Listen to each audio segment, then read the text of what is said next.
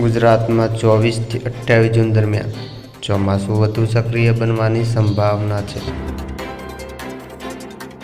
દક્ષિણ ગુજરાત, સૌરાષ્ટ્ર અને કેટલાક મધ્યમ ગુજરાતના વિસ્તારોમાં સારો વરસાદ પડી શકે છે.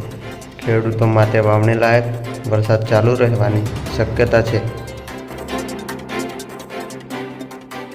સૌરાષ્ટ્રના કેટલાક જિલ્લાઓમાં ભારે વરસાદના ઝાપટા જોવા મળી શકે છે. દક્ષિણ ગુજરાતના અનેક વિસ્તારોમાં પણ સારો વરસાદ પડી શકે છે.